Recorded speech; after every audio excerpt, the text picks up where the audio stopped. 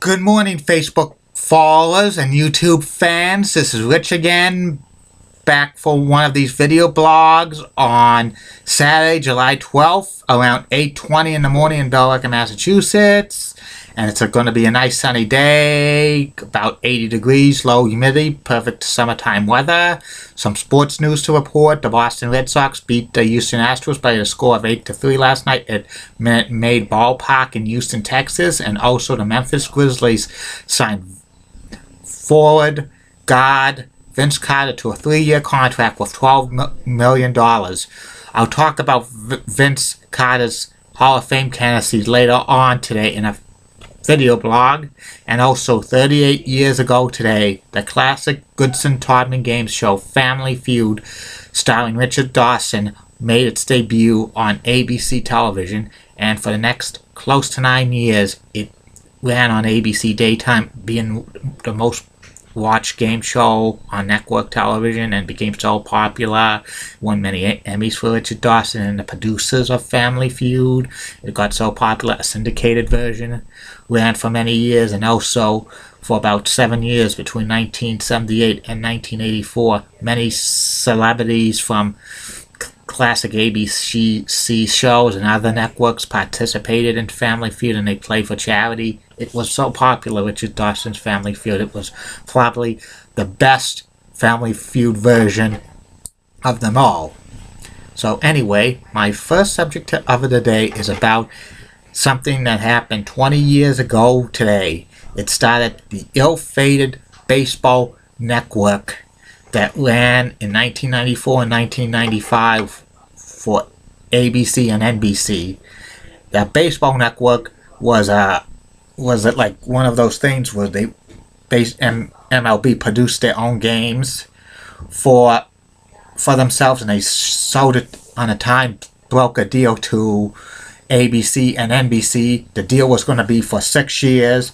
ABC and NBC didn't have to pay any rights fees, and MLB was going to share the profits they made through advertisements with the networks. And this deal was going to begin at the All-Star game, where NBC was going to cover it in the even years like 94, 96, and 98, and ABC was going to carry the All-Star game in 95, 97, and 99.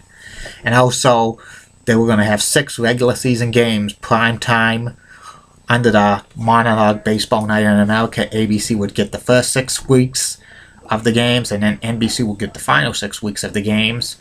And the games were regionalized, so that means there was no national televised game of the week, and this created havoc because there was 4 major league cities that had 2 teams, markets, New York, Los Angeles, Chicago, and the Bay Area. So if the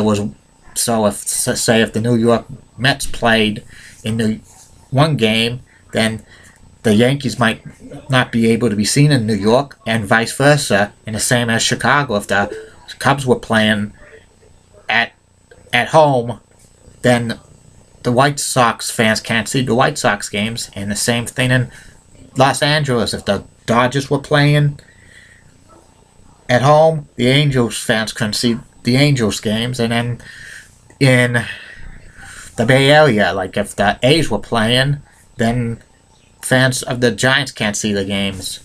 It was so, this was so regionalized and stuff.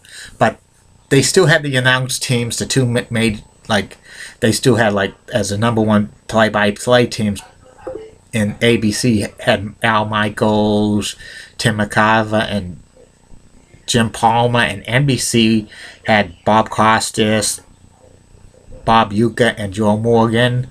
And all the other announcers were regionalized announcers for the local teams. So they had the local announcers called the games. And this deal was unfortunately broken up because of the 1994 baseball strike, and Major League Baseball lost a lot of money in it, and also NBC and ABC were pissed. And then in the second year of the deal, ABC and NBC just opted out of the deal at the end of the 1995 season because they didn't want to do business with Major League Baseball again, and also it cost them money because of no playoffs in 1994 and stuff, and the postseason was going to be divided like ABC for like originally 94, 96, and 98 they would get the World Series and the Division Series, and NBC would get the Division Series. I mean, the Division Series in 95, 97, 99, and the World Series as well. And the League Championship Series was alternated each year between, would have been ABC and NBC. But in order for this to save face, like in 1995, the postseason, they had it divided up between the postseason, which ABC and NBC shared, and was kind of, they would get some Division Series games, League Championship Series games, and World Series was shared by both networks.